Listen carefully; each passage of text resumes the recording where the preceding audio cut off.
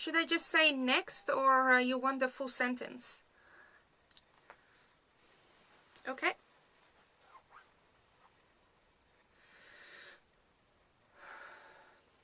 Yeah.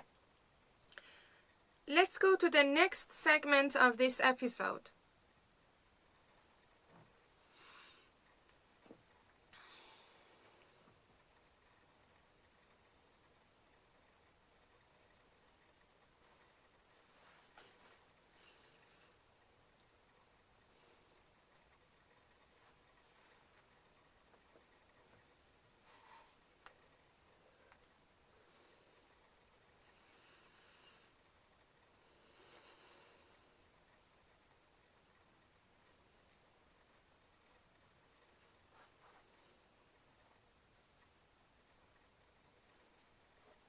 Good.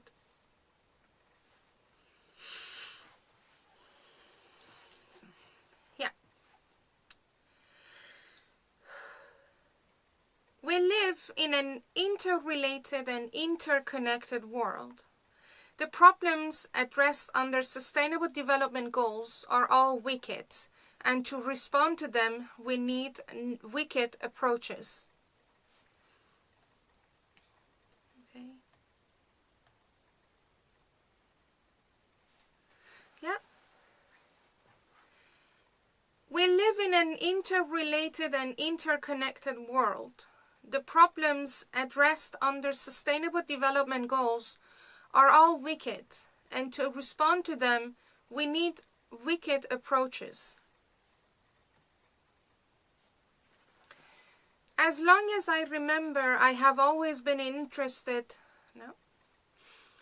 As long as I remember, I have always been interested in a combination of different things. In sport, I liked volleyball and was in my school team, and at home I played chess with my brothers. At school, I was very good at math and physics, but equally scored well in literature. I loved knitting and sewing, as well as painting, and won a few awards for it when I was a child. In my career, I also followed different paths. I worked in finance department of my university in Iran, and within 6 weeks I set up a control system that surprised the head of finance department. I worked as the curriculum manager of my college, where I redesigned the schedule of my whole college with over 150 courses and 120 teachers. I worked for various NGOs and could deliver the work that was supposed to be delivered in 4 days only in 2.5 days. I worked for myself as a fundraiser, program developer, connector, nexus strategist, and lately as a community guardian. To the outside, it may look that I jumped from one domain to the other. To the outside, it may look that I have jumped from one domain to the other.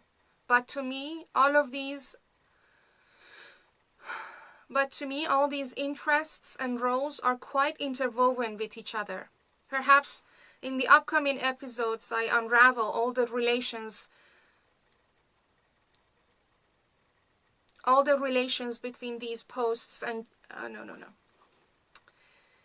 Perhaps in one of the upcoming episodes, I get to unravel the relation between all these interests and posts. When I wanted to start my podcasts, I wanted to show the interrelations between different subjects. Basically, I wanted to talk about the wickedness of our lives, the challenges we face, and the opportunities we have. Throughout my career, I was always told that I should only focus on one thing. I should be only known for one thing because we live in a specialist world, and generalists like me are not understood by the society and most of the times have no clear career path. I agree that we live in a very specialized society, but I disagree that there is no place for generalists like me. It might not be as visible as a place of a specialist, but there is definitely a place for me and people like me. It has cost me a lot of energy and effort to stand my ground for the role of a generalist in our societies, and I might not have got there yet, but I'm not going to give up. We need more than ever people who can show the missing links, who can be the linking pins in our society. We need generalists who can show the interrelatedness and interconnectedness between different subjects. On quarterly basis, I share with you what I have discussed in my other podcasts and explain the relations between them. In this quarterly, I share with you the highlights from December, January, and February. In all the episodes, there have been a segment where I talked about my personal and organizational transformation model. I've been talking about understanding and in more details about systemic review.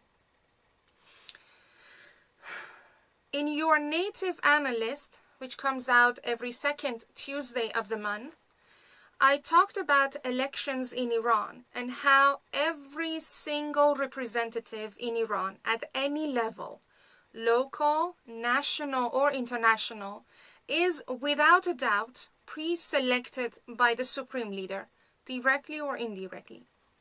And this, of course, shows how the seemingly democratic political system of Iran is absolutely non-democratic.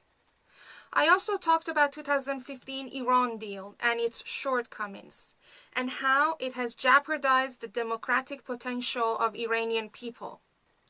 By sharing the insights into the annual budget of Iran, I show that Islamic Republic is not counting on striking a deal with the international community. Putting these two elements together, the international community needs to rethink the legitimacy of Iran's representatives at international level. No, sorry.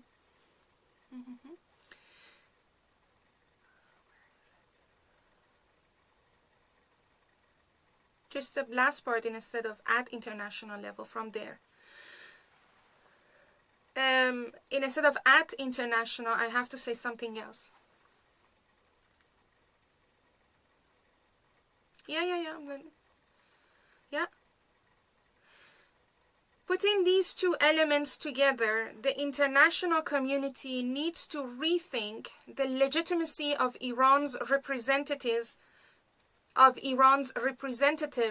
in international communities, such as the ones at UN or ILO or other international mechanisms.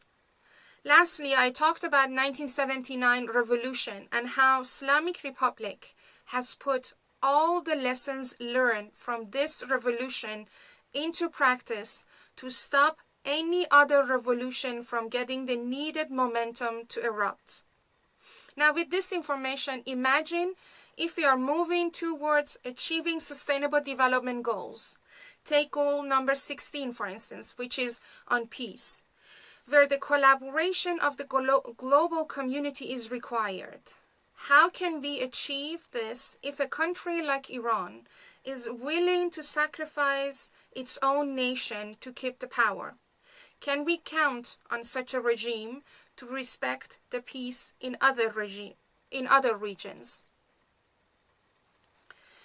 In your funding network that comes out every third Tuesday of the month, I talk about terminologies used in the field of fundraising and how at the end of the day, fundraising is all about the relation built with the donors. I talked about the necessity of understanding the context in which we raise funds, as well as the role of consultants. We also,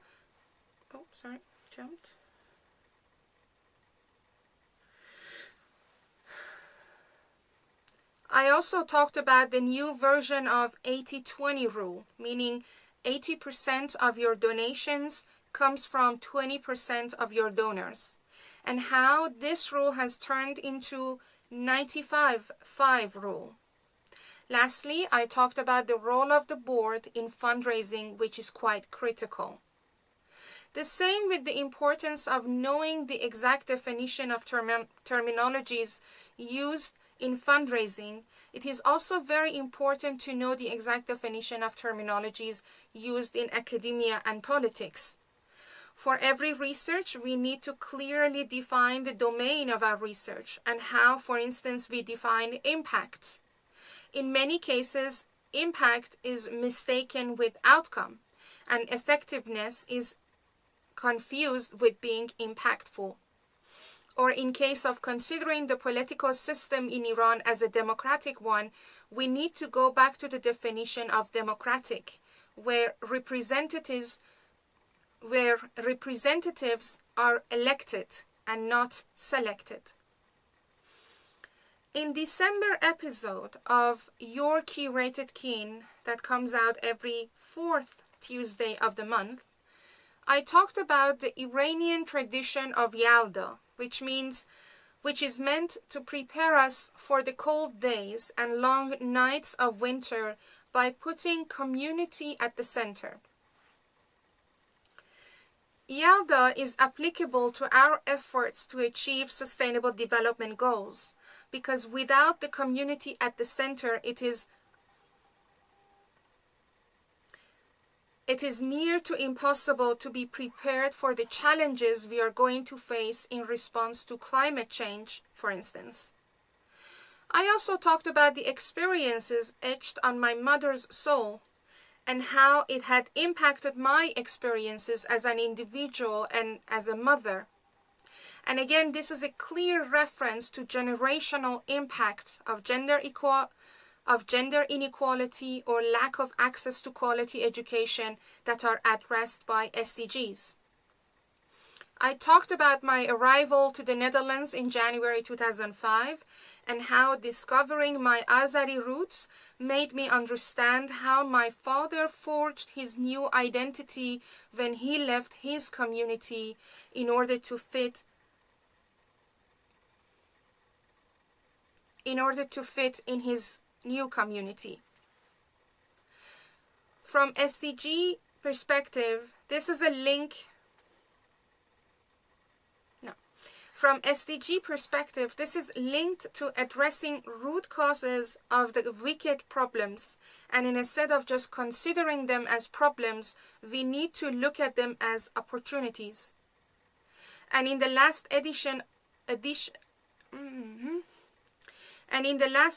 of this podcast, I talked about a life-changing event that happened 20 years ago in my life on 20th of February 2002, and how applying a systemic review to my own life has fundamentally impacted my understanding of choice and freedom of choice. In all these episodes, I also share with you what I consider to be the true meaning of freedom, and that is understanding the impact we have on the system, and the system has on us. And the system has on us. And with this recap of previous episodes, let's move. With this recap of previous episodes, let's move on to the last segment of this episode. Now here comes the music. And the last part. Yes. No, I'm good. In this episode, we talked about guiding coalition. When we embark on a transformation and change journey, we will face a lot of unknowns, and we need to have the support of the ones who have walked through the process before. We also need to have various perspectives to help us navigate the scope and the impact of the transformation process we are going through. We need to bring on board allies from different walks of life to help us mobilize and facilitate this process. Change and transformation is never an isolated process. Therefore, contextualizing is of great importance. Also, when we change something in a given context, different groups are impacted by it.